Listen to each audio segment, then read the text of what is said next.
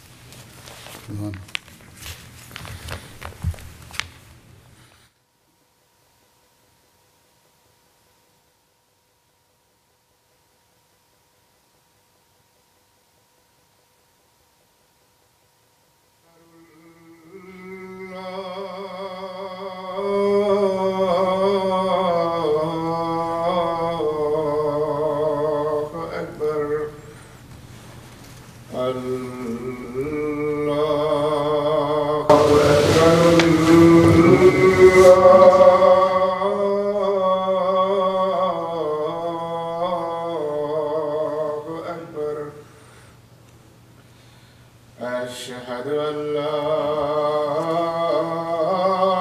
إله إلا الله أشهد أن لا إله إلا الله أشهد أن محمدًا رسول الله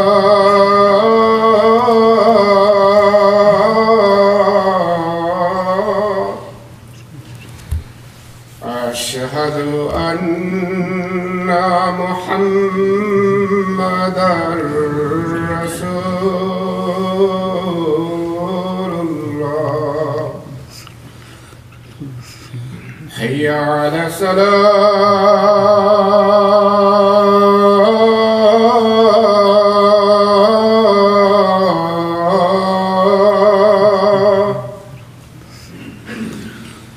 حي على الصلاة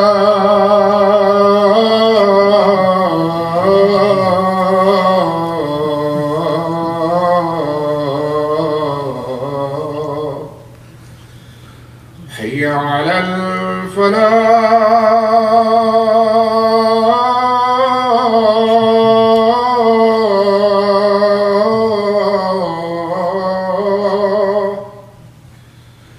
حي على الفلاح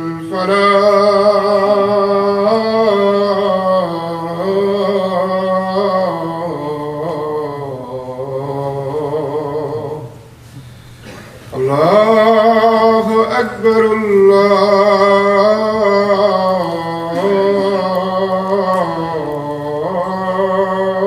الله أكبر لا إله إلا الله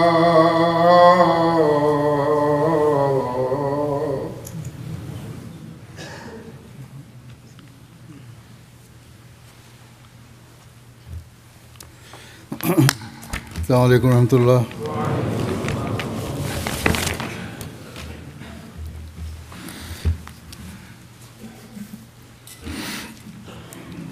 أشهد أن لا إله إلا الله وحده لا شريك له وأشهد أن محمدًا عبده ورسوله أما بعد فأعوذ بالله من الشيطان الرجيم بسم الله الرحمن الرحيم الحمد لله رب العالمين الرحمن الرحيم مالك يوم الدين إياك نعبد وإياك نستعين اهدنا الصراط المستقيم صراط الذين أنعمت عليهم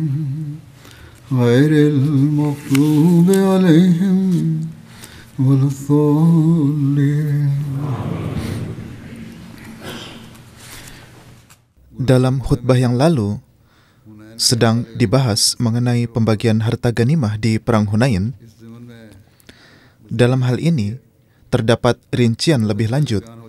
Sebagaimana telah dijelaskan sebelumnya, bahwa Nabi SAW ketika membagi-bagikan harta ganimah dan memberikan bagian kepada para mujahidin, namun bagian khumus hampir seluruhnya beliau bagikan untuk mu'allafatul qulub, melunakkan hati para pemimpin Quraisy dan pemimpin-pemimpin Arab lainnya yang baru masuk Islam.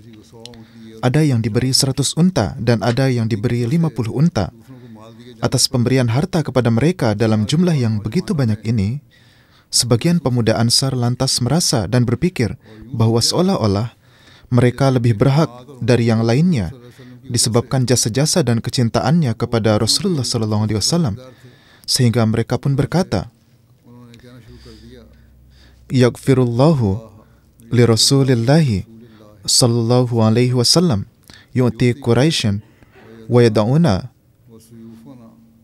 wa suyufuna taqturu min dimaihim," yakni semoga Allah memberikan ampunan kepada Rasulullah sallallahu alaihi wasallam. Beliau memberi kepada orang Quraisy namun meninggalkan kami. Jadi inilah pikiran yang timbul di hati mereka. Padahal mereka berkata, dari pedang-pedang kami darah musuh-musuh itu masih menetes. Demikian juga di antara mereka ada yang berkata, ketika keadaan sulit dan tidak menguntungkan, kami dipanggil, namun harta ganimah diberikan kepada orang lain selain kami. Ketika hal-hal ini diketahui oleh Rasulullah SAW, maka beliau memanggil pemimpin Ansar, Hazrat Sa'ad bin Ubadah. Menurut sebagian orang, yang memberitahukan semua hal ini juga adalah Hazrat Sa'ad sendiri. Atas hal ini beliau SAW bertanya, "Fa'aina anta min zalika ya Sa'ad?" Sa'ad, bagaimana pendapatmu mengenai hal ini? Maka Hazrat Sa'ad menjawab, "Wahai Rasulullah, aku juga adalah bagian kaumku. Aku juga bisa terpengaruh oleh hal ini." Atas hal ini beliau SAW bersabda kepada Sa'ad agar mengumpulkan seluruh Ansar. Maka semuanya berkumpul di sebuah kemah. Ketika beberapa muhajirin juga ikut bergabung, maka Rasulullah SAW bersabda, "Aku hanya memanggil Ansar," dan para muhajirin diperintahkan untuk kembali dari sana. Kemudian Rasulullah SAW bersabda seraya menyapa para Ansar, "Wahai jemaat Ansar, apa gerangan ucapan yang sampai kepadaku dari kalian?" Atas pertanyaan Rasulullah SAW ini, orang-orang bijak dari kalangan Ansar berkata, "Wahai Rasulullah SAW, tidak ada seorang pun dari orang-orang bijak kami yang mengatakan hal seperti itu. Akan tetapi beberapa pemuda yang emosional telah berkata bahwa semoga Allah mengampuni Nabi SAW. Anda memuliakan orang-orang Quraisy, sedangkan kami terhalang dari pemberian Anda. Padahal dari pedang-pedang kami, darah musuh-musuh itu masih menetes." Maka Rasulullah SAW sambil menyebutkan kebaikan-kebaikan dan anugerah-anugerah yang diberikan kepada Ansar, bersabda kepada para Ansar, "Wahai Ansar, bukankah ketika aku bertemu dengan kalian, aku mendapati kalian dalam kesesatan, kemudian Allah memberikan petunjuk kepada kalian melalui perantaraanku, dan kalian adalah kaum yang sebelumnya tercerai-berai, serta saling bermusuhan satu sama lain. Lalu Allah menciptakan persaudaraan dan kasih sayang di antara kalian melalui perantaraanku, dan kalian adalah kaum yang sebelumnya miskin dan membutuhkan, lalu Allah menjadikan kalian kaya dan berkecukupan karena perantaraan diriku." Setiap kali Rasulullah SAW mengucapkan sesuatu, para Ansar menjawab, "Semua ini adalah kebaikan Allah dan Rasulnya." Ketika Rasulullah SAW mendengar jawaban dari para Ansar ini, beliau bersabda, "Mengapa kalian tidak memberiku jawaban?" Mereka berkata, "Wahai Rasulullah, jawaban apa yang harus kami berikan?" Rasulullah SAW bersabda, "Jika kalian mau, kalian dapat memberiku jawaban ini dan kalian akan mengatakan kebenaran serta perkataan kalian akan dibenarkan.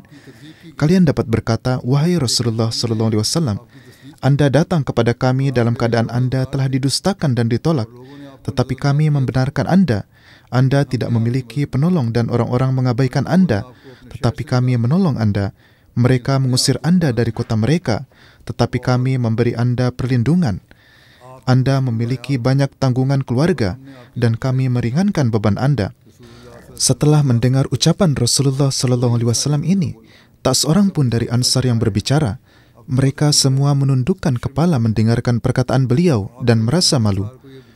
Rasulullah SAW juga menjelaskan kepada para Ansar mengapa beliau memperlakukan suku Quraisy dengan cara demikian. Beliau SAW bersabda, "Kalian telah memeluk Islam sebelumnya, dan Islam serta iman telah tertanam kuat dalam hati kalian. Tetapi di antara suku Quraisy, kebanyakan adalah orang yang baru memeluk Islam pada saat Fatah Mekah. Bahkan banyak di antara mereka yang sampai sekarang belum memeluk Islam. Dan dibandingkan dengan orang-orang beriman yang awal, para muslim baru ini lebih berhak mendapat jalinan silaturahmi dan hadiah serta penghormatan agar Islam dapat tertanam dalam hati mereka. Dan suku Quraisy juga berhak mendapat hadiah ini karena dalam berbagai peperangan banyak perbendaharaan mereka yang hilang. Oleh karena itu, tujuanku adalah untuk meluluhkan hati mereka dan agar mereka sepenuhnya masuk ke dalam naungan Islam dan iman." Kemudian beliau SAW bersabda, "Tidakkah kalian suka bahwa orang-orang pulang ke rumah mereka dengan membawa kambing, domba, dan unta, sedangkan kalian pulang dengan membawa Rasulullah? Demi Allah, kebahagiaan yang kalian bawa itu jauh lebih baik daripada apa yang mereka bawa."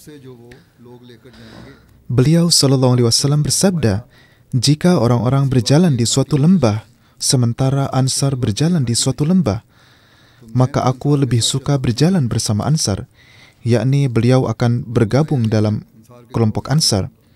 Beliau bersabda, "Orang-orang itu adalah pakaian luarku, sedangkan Ansar adalah pakaian di dalamku," yakni kain yang menempel dengan tubuh.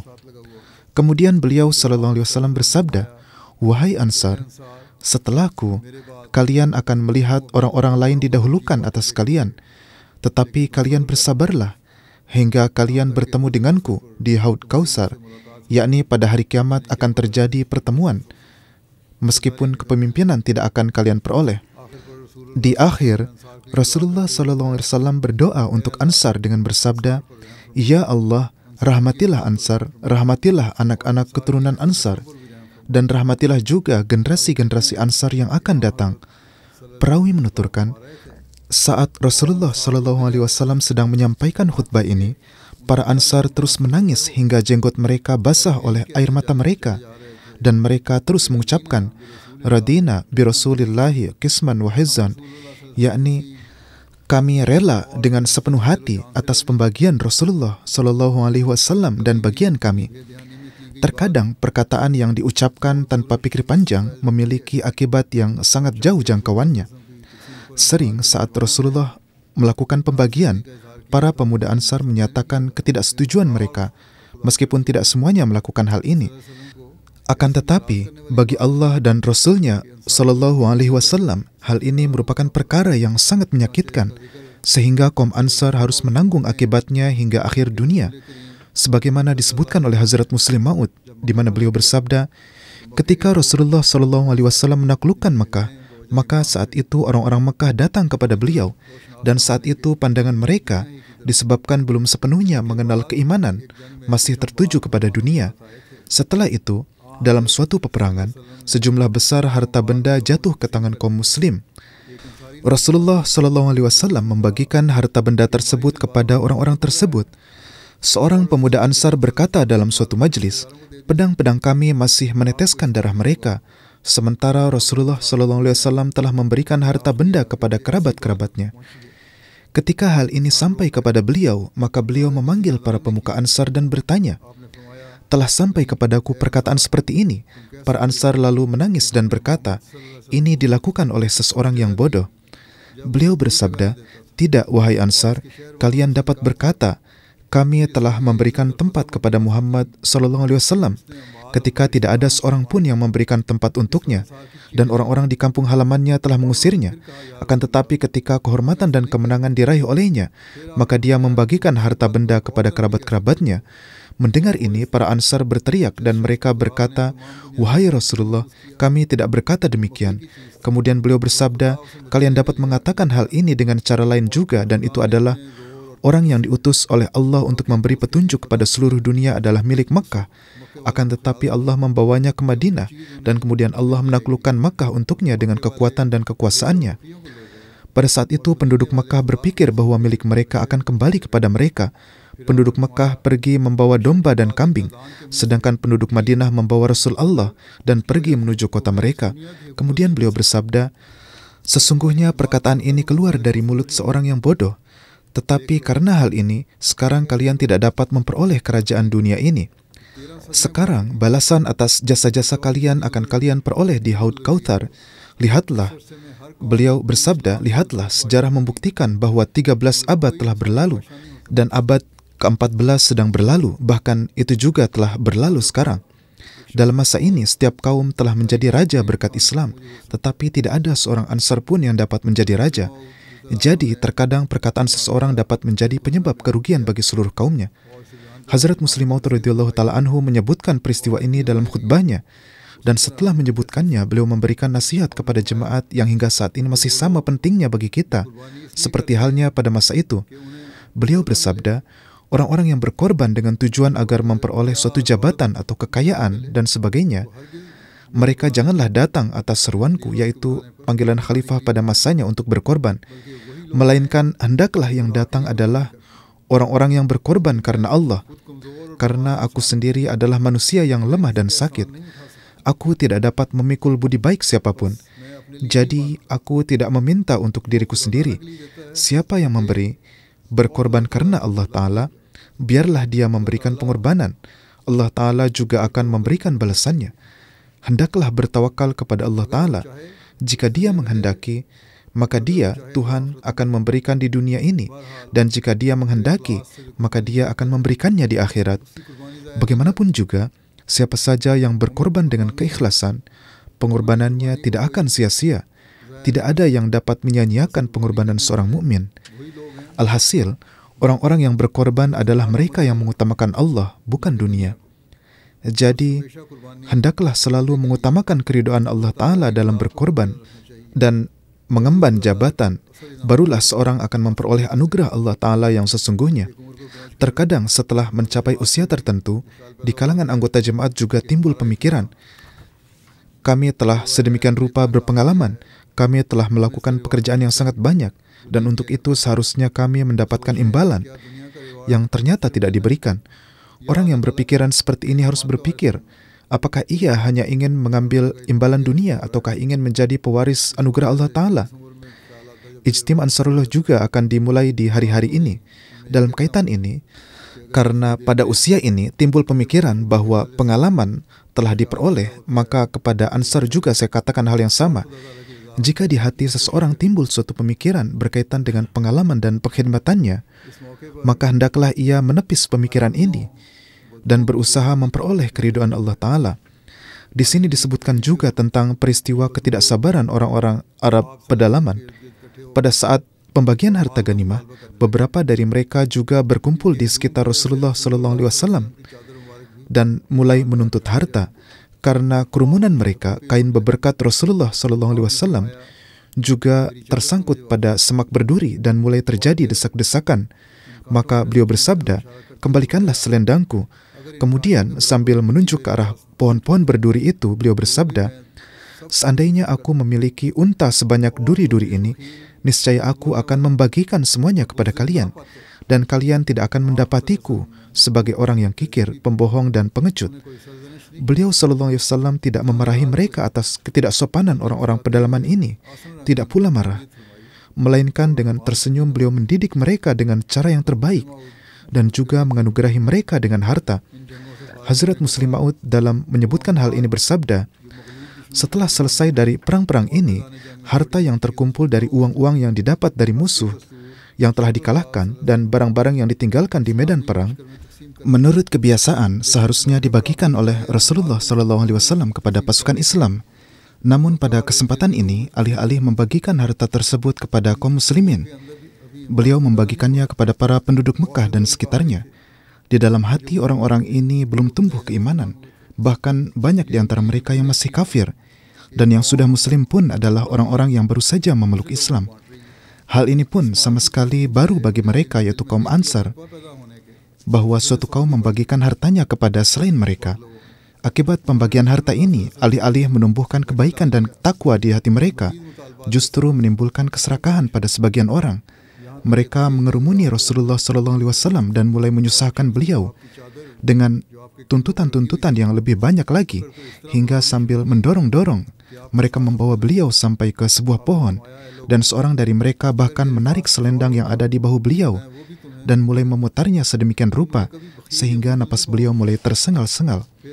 Beliau bersabda, "Wahai manusia, seandainya aku memiliki lebih dari ini, niscaya aku akan memberikannya juga kepada kalian. Kalian tidak akan pernah mendapati kukikir atau pengecut." Kemudian beliau pergi ke tempat untanya dan mengambil sehelai bulu darinya, lalu mengangkatnya tinggi-tinggi dan bersabda, "Wahai manusia, aku sedikit pun tidak membutuhkan harta kalian meskipun sebesar bulu ini, kecuali bagian 1/5 yang menurut hukum Arab adalah bagian pemerintah. Dan 1/5 bagian itu pun tidak aku belanjakan untuk diriku sendiri, melainkan itu akan dibelanjakan untuk keperluan-keperluan kalian semua. Dan ingatlah bahwa orang yang berkhianat akan dipermalukan di hadapan Allah pada hari kiamat karena khianatnya itu." Orang-orang menuduh bahwa Muhammad Rasulullah SAW menginginkan kerajaan. Apakah hubungan raja dan rakyat adalah seperti itu? Apakah di hadapan raja, seseorang dapat mendorong-dorong rajanya seperti itu, mengikat lehernya lalu mencekiknya? Siapa yang dapat menunjukkan teladan seperti ini selain para Rasul Allah? Tetapi meskipun diperlakukan seperti itu, padahal semua harta beliau bagikan kepada orang-orang miskin, namun masih saja ada orang-orang yang berhati keras yang tidak menganggap pembagian Rasulullah SAW sebagai pembagian yang adil. Cara umum Rasulullah SAW dalam pembagian harta ganimah adalah beliau mengambil bagian khumus, yaitu 1/5 dari harta ganimah yang kemudian beliau SAW bagikan atau belanjakan menurut kebijaksanaan beliau, dan sisa harta seluruhnya dibagikan kepada semua yang ikut berperang, yang mana terdapat bagian yang berbeda antara prajurit, pejalan kaki, dan penunggang kuda. Namun mengenai pembagian harta ganimah Hunain, ketika sebagian kaum Ansar mengajukan pertanyaan atau keberatan bahwa Nabi SAW tidak memberikan apa-apa kepada mereka dan memberikan kepada yang lain, maka timbul pertanyaan, apakah beliau memang tidak memberikan sedikit pun dari harta ganimah kepada mereka yang ikut serta dalam perang? Ataukah beliau memberikan bagian mereka dan sisa harta dibagikan kepada yang lain? Bagaimanapun juga, menurut pendapat tim peneliti kita, mereka menjelaskan, kami telah menelaah kitab-kitab sejarah Nabi yang permulaan dan juga terpercaya, dan tidak ada satupun yang memberikan jawaban yang jelas mengenai hal ini. Namun dari penelaahan kitab-kitab sejarah Nabi dapat diketahui bahwa Rasulullah SAW memberikan bagian kepada semua yang ikut berperang dalam bentuk 4 ekor unta atau 40 ekor kambing, dan para penunggang kuda diberikan bagiannya, dan juga terdapat isyarat bahwa Nabi SAW telah memberikan harta dari bagian khumus kepada orang-orang untuk ta'liful qulub, meluluhkan hati.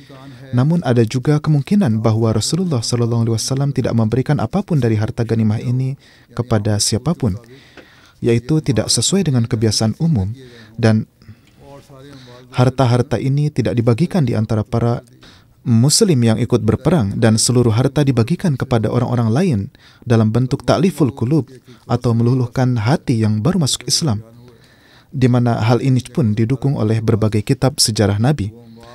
Kesan yang sama juga diperoleh dari sebuah kutipan Hazrat Muslim Maud, sebagaimana telah dijelaskan bahwa beliau bersabda, setelah selesai dari perang-perang tersebut, harta-harta yang terkumpul dalam bentuk uang yang diambil dari musuh yang telah kalah dan barang-barang yang ditinggalkan di medan perang, yaitu sebagaimana telah dijelaskan menurut kebiasaan, seharusnya Rasulullah SAW membagikannya di antara pasukan Islam. Namun pada kesempatan ini, beliau alih-alih membagikan harta tersebut di antara kaum muslimin, justru membagikannya di antara penduduk Mekah dan sekitarnya. Dalam hadis terdapat riwayat-riwayat bahwa saat pembagian harta ganimah, seorang badui atau Arab pedalaman menghadap Rasulullah SAW dan berkata, "Wahai Muhammad SAW, penuhilah janji yang telah Anda buat kepada saya." Rasulullah SAW bersabda, "Bergembiralah." Orang tersebut berkata, "Anda sudah berkali-kali mengatakan hal yang sama, yaitu bergembiralah." Seolah-olah Anda tidak memberikan apa-apa, hanya terus berkata saja. Rasulullah Shallallahu Alaihi Wasallam sangat tidak berkenan dengan ucapannya ini. Beliau Shallallahu Alaihi Wasallam memalingkan wajah beberkat beliau dari orang tersebut, dan di sana berdiri Hazrat Abu Musa Asy'ari dan Hazrat Bilal. Lalu sambil menghadapkan wajah beliau kepada mereka, beliau bersabda, "Dia telah menolak untuk menerima kabar gembira ini. Sekarang kalian berdua terimalah." Ketika keduanya mendengar hal tersebut, mereka segera berkata, "Wahai Rasulullah, kami telah menerimanya." Setelah itu beliau Shallallahu Alaihi Wasallam meminta diambilkan mangkuk air dan beliau membasuh tangan dan wajahnya di dalamnya. Kemudian beliau Shallallahu Alaihi Wasallam memberikan sisa air tersebut kepada Hazrat Abu Musa dan Hazrat Bilal sambil bersabda, "Kalian berdua minumlah air ini dan tuangkanlah juga pada wajah dan dada kalian dan bergembiralah." Maka keduanya mengambil mangkuk tersebut dan melakukan sebagaimana yang diperintahkan. Di sini juga terlihat pemandangan yang menakjubkan dan patut dikagumi mengenai ketulusan para istri suci Nabi dan upaya meraih keberkatan dari zat Rasulullah Sallallahu Alaihi Wasallam.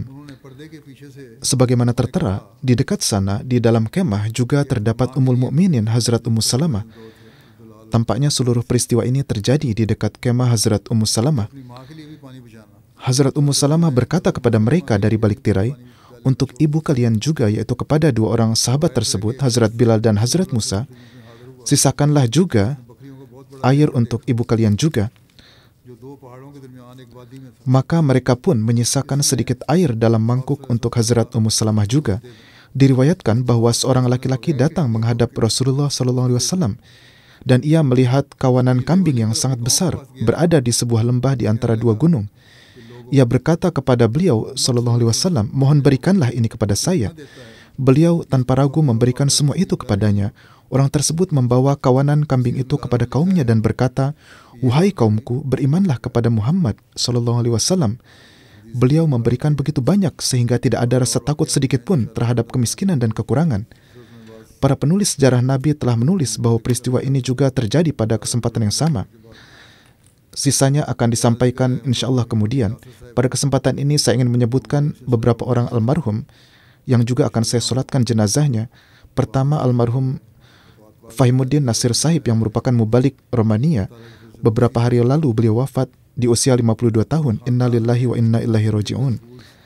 Dengan karunia Allah Ta'ala, beliau adalah musi. Ahmadiyah masuk dalam keluarga beliau melalui kakek buyut beliau, yaitu Hazrat Mirza Alamdin Sahib, yang mendapat taufik baiat kepada Hazrat Masih Maud alaihissalam melalui surat. Pertama, seorang imam masjid Nur Muhammad Sahib dari desa Lodinanggal yang terletak dekat Kadian datang setelah melakukan baiat kepada Hazrat Masih Maud alaihissalam.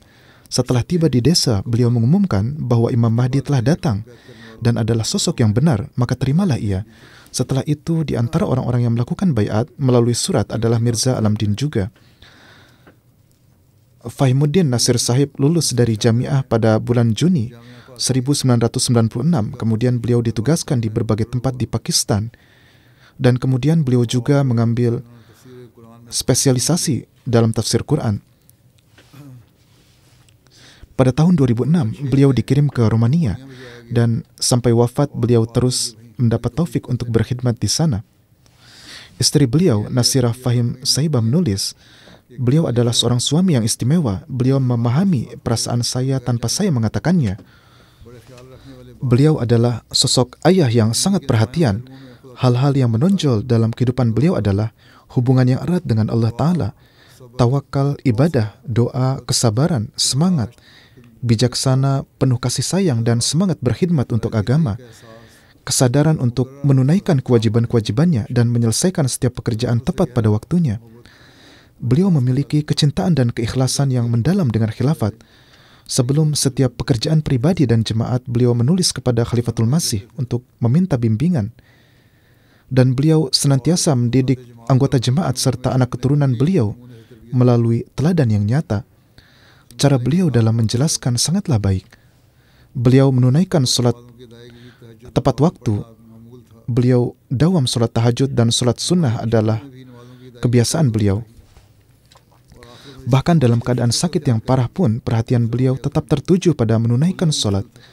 Dan di akhir hayat, ketika penyakit beliau semakin parah, beliau terkena kanker, dan saat berbicara pun sudah sulit, maka beliau memberi isyarat untuk membawa kertas dan menulis nasihat untuk beribadah dan berdoa di hadapan Allah Ta'ala, bersujud di hadapannya dalam setiap kesulitan dan kesusahan. Beliau menasihati istri dan anak-anaknya bahwa apapun yang terjadi, kalian jangan meninggalkan pintu Allah Ta'ala. Beliau selalu mengajarkan bahwa hanya kepada Allah kita harus meminta, dan jalinlah hubungan yang hidup dengan Allah Ta'ala. Bertemanlah hanya dengannya. Dia tidak akan pernah meninggalkan kalian sendirian dalam kesulitan. Beliau tidak pernah melewatkan kesempatan untuk melakukan tablik dan memperkenalkan jemaat. Beliau selalu membawa literatur dan brosur untuk memperkenalkan jemaat. Ketika pergi ke dokter-dokter di rumah sakit, beliau juga melakukan tablik kepada mereka dan sangat bersyukur bahwa dirinya telah melakukan tablik kepada para dokter. Beliau selalu memiliki senyuman di wajahnya setiap saat dan sangat ramah. Karena sifat beliau, setiap orang menjadi terpesona kepada beliau. Mendengar berita wafat beliau, tetangga-tetangga lokal Romania yang tinggal di dekat rumah misi, mereka menangis sambil mengungkapkan perasaan mereka dan menunjukkan kesedihan yang mendalam. Selama sakit pun, beliau bahkan terus menjalankan tugas-tugas jemaat hingga 2 hari sebelum wafat. Padahal kesehatan beliau sangat lemah, sesak napas dan sulit makan minum. Namun beliau tetap menulis surat-surat jemaat dan membalas email-email. Bahkan beliau juga membalas sebuah email yang mendesak. Keinginan beliau adalah agar jemaat di Romania menjadi kuat. Dan dengan mempertimbangkan keadaan negara, beliau juga terus berusaha mewujudkannya dengan rencana yang tepat.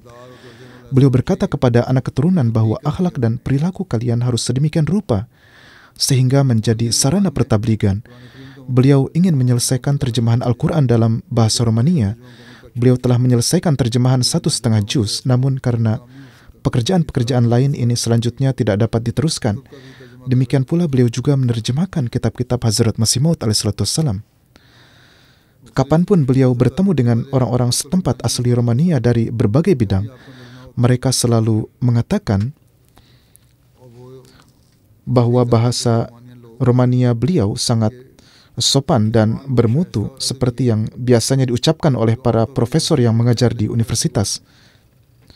Kami melihat bahwa orang-orang lokal di sana mengatakan bahwa kami tidak pernah melihat seorang non-Romania yang berbicara dengan bahasa yang begitu baik dan bagus. Bahasa beliau sangat baik. Ibu beliau, Safia Begum, menuturkan, kakek dan nenek beliau dari ibu, keduanya adalah sahabat Hazrat Masih Maud alaihissalam. Murabi Sahib memiliki akhlak yang tinggi. Setiap orang menyebutkan hal ini. Allah Ta'ala telah menganugerahi beliau dengan kebaikan hati, kesabaran, dan semangat tinggi untuk pekerjaan-pekerjaan keagamaan. Beliau mengatakan almarhum adalah seorang putra yang sangat patuh.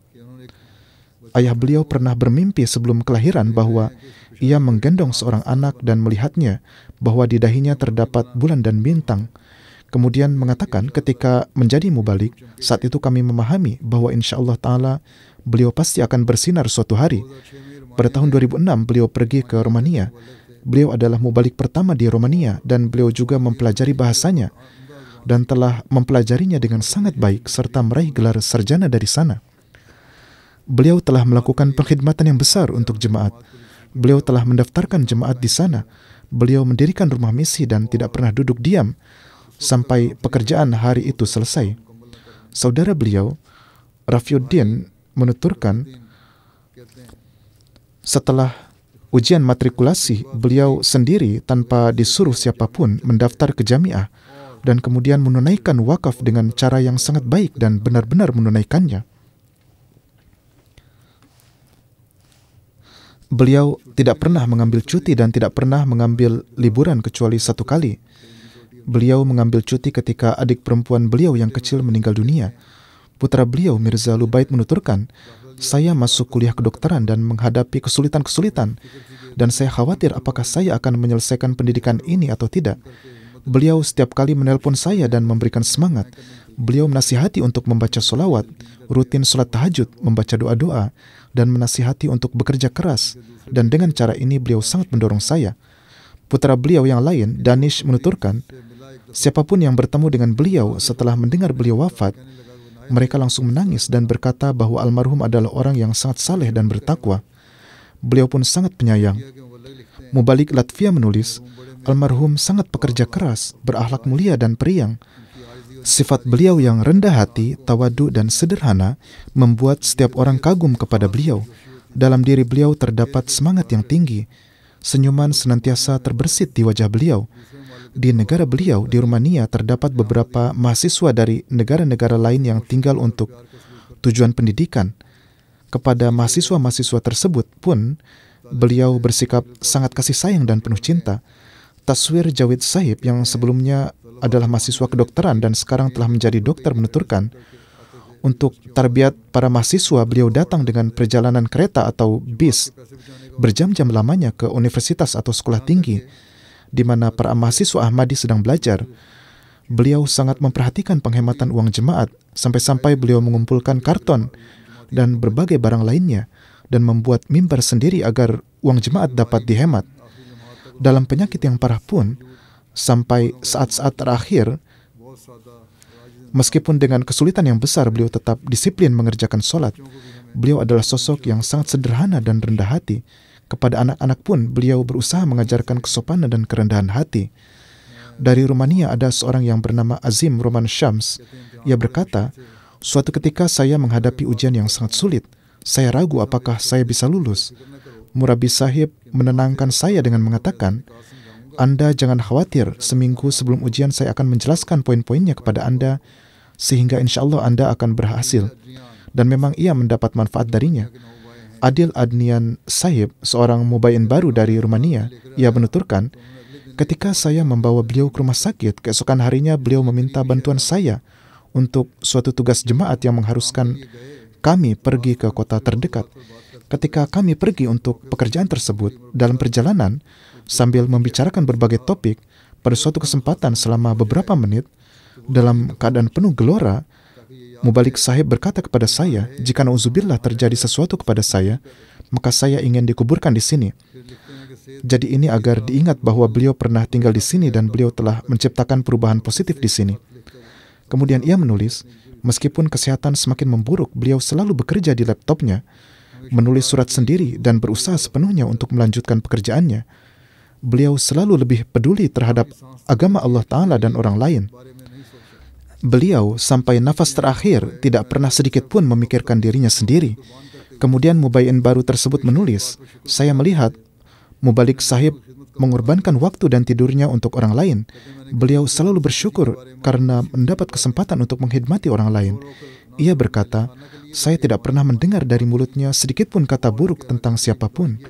Sambil menangis, beliau tidak hanya mendoakan keluarganya sendiri, tetapi juga untuk jemaat Romania, untuk kami dan para anggotanya.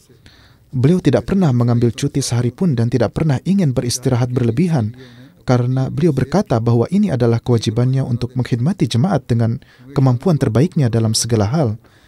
Meskipun untuk itu beliau harus mengorbankan tidur atau kesehatannya sebanyak apapun. Beliau selalu bertawakal sepenuhnya kepada Allah Ta'ala. Beliau juga memberikan nasihat dan dorongan kepada orang lain untuk banyak berdoa dan bertawakal demi pertolongannya. Mubayin baru tersebut menulis, bagi saya Mubalik Sahib bukan hanya seorang mubalik tetapi seperti seorang ayah. Beliau adalah pembimbing rohani yang luar biasa bagi saya dan seorang sahabat yang sangat baik dan dekat. Inilah sifat-sifat mubalik yang dijelaskan oleh seorang mubayin baru. Dan inilah tarbiyat dan teladan yang menciptakan kemudahan dalam tablik dan tarbiyat serta menghasilkan buah-buah. Beliau berkorban demi agama di negeri asing, dan untuk itu dalam hal ini kedudukan beliau juga adalah kedudukan seorang syahid. Sampai nafas terakhir beliau memenuhi janji kesetiaan dan memenuhinya dengan baik. Saya juga selalu melihat di wajah beliau yang selalu tersenyum.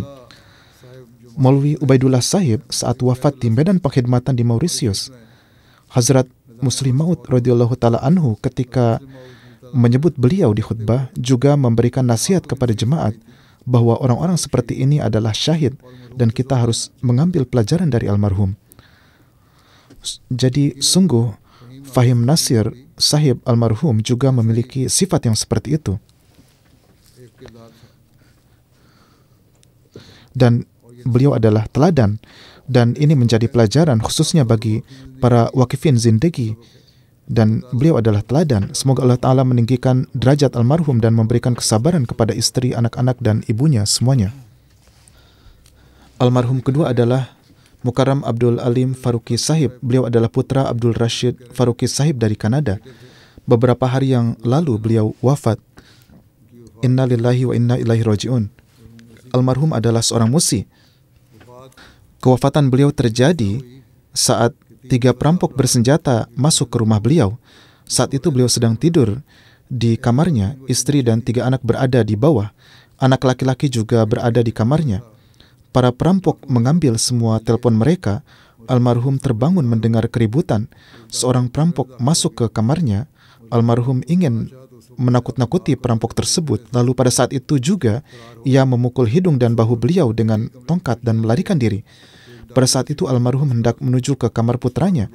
Seorang perampok yang berdiri di dekat tangga menembaknya 2 kali dan peluru mengenai dekat jantung almarhum dan menembus tubuh beliau. Beliau wafat di tempat. Inna lillahi wa inna ilaihi raji'un. Beliau adalah cucu dari sahabat Hazrat Masih Maud alaihissalam, yaitu Hazrat Maulwi Qudratullah Sahib Sanauri dan Hazrat Maulwi Muhammad Hussein Sahib. Beliau adalah anggota jemaat yang aktif. Beliau dawam salat 5 waktu dan tahajud dan seorang dai ilallah yang sangat bersemangat. Beliau mendapat taufik untuk berkhidmat sebagai sekretaris lokal tablik di wilayahnya. Pada saat itu beliau sedang berkhidmat sebagai ketua jemaat lokal. Yang ditinggalkan selain istrinya adalah seorang putra dan 3 putri. Zakaria Khan Sahib, missionary in charge, dan yang juga merupakan kerabat beliau menulis, beliau adalah sosok yang bersifat baik dan bermanfaat bagi manusia. Istrinya memberitahu bahwa beliau rajin dalam sholat tahajud, melaksanakan sholat 5 waktu dengan disiplin, dan beliau adalah dai ilallah yang bersemangat. Meskipun larut dalam kesibukannya, siang malam beliau tetap sibuk dalam pekerjaan-pekerjaan jemaat. Beliau berlomba-lomba mengambil bagian dalam pengorbanan harta. Beliau memiliki hubungan kesetiaan yang mendalam dengan khilafat. Istrinya menulis, Maryam Sahibah, beliau adalah suami yang baik. Dari beliau saya banyak belajar dalam kehidupan. Beliau memiliki kegemaran yang besar untuk bertablik dan beliau memiliki semangat tablik yang tinggi. Beliau selalu memikirkan rencana-rencana tablik yang baru dan berusaha menjalankannya. Beliau telah menulis juga tentang hubungan yang erat dengan khilafat. Dengan tetangga-tetangga dan dengan penduduk lokal, beliau pun memiliki pergaulan yang sangat baik dan semua orang mengaguminya. Beliau berwatak riang dan penyayang. Di rumah beliau selalu menunaikan sholat berjamaah. Kepada anak-anaknya juga memberikan nasihat tentang hal itu. Putrinya, Uzma Sahibah, menuturkan, beliau selalu memikirkan baik hal-hal kecil hingga keperluan-keperluan besar. Sepanjang hari, baik dalam pekerjaan jemaat maupun apapun juga, meskipun larut dalam kesibukan, namun pada malam hari ketika waktu tidur, beliau datang ke kamar kami dan bertanya serta menanyakan kabar kami, bagaimana waktu berlalu, solat-solat dan lain-lain dijalankan atau tidak. Beliau juga menceritakan tentang kegiatan dirinya sendiri. Jadi ada suasana persahabatan dengan kami. Putra beliau, Kazim Sahib, menuturkan, bagi kami ayah adalah role model dan saya akan berusaha insya Allah berjalan mengikutinya. Untuk tablik, kami setiap hari biasa pergi di hari Minggu. Dimanapun ada kesempatan, beliau memasang stol tablik dan beliau juga menyuruh saya menghafal Al-Quran. Syajar Faruqi Sahib yang tinggal di sini, ia adalah keponakan beliau, juga telah menulis hal yang sama. Dan semua kebaikannya adalah sebagaimana yang telah disebutkan. Beliau adalah manusia yang memiliki hati yang bersih, berakhlak mulia, dan ketika umrah pun, beliau diberi taufik untuk berumrah juga. Maka di sana pun orang-orang berkata, kami telah melihat kekhusyuan dan perhatian dalam ibadah seperti ini pada diri beliau yang patut dipuji. Beliau juga memiliki perhatian terhadap pendidikan putri-putrinya. Ketika putrinya berumur 15 tahun, maka beliau bertanya kepada saya apakah kepadanya perlu diberikan telepon atau tidak. Dan kemudian ketika petunjuk-petunjuk saya sampai kepadanya, maka sesuai dengan itu, beliau mengamalkannya. Beliau adalah orang yang melihat setiap hal dengan teliti. Selain candah-candah wajib, dalam gerakan-gerakan keuangan lainnya dengan senang hati dan sangat lapang, beliau menjalankan pengorbanan dengan penuh semangat. Di Pakistan juga, untuk mengkhidmati orang-orang miskin, beliau biasa mengirimkan uang dalam jumlah besar. Ibunya menuturkan, anakku adalah Ahmadi yang rela berkorban dan memiliki kecintaan yang mendalam terhadap khilafat. Beliau memiliki semangat yang besar untuk bertablik. Setiap hari Minggu beliau pergi untuk bertablik. Beliau adalah orang yang menjalankan tahajud dan menolong orang lain. Ibunya menuturkan, kecintaan beliau terhadap sholat berjamaah sangat besar. Sehingga kadang-kadang beliau menelepon saya dari pekerjaannya dan berkata, jika belum sholat maka tunggulah saya akan datang dan kita akan sholat bersama-sama. Semoga Allah Ta'ala memberikan ampunan dan rahmat kepadanya. Semoga keluarga dan keturunannya diberi kesabaran. Semoga anak-anak mereka menjadi orang-orang yang mengikuti teladannya.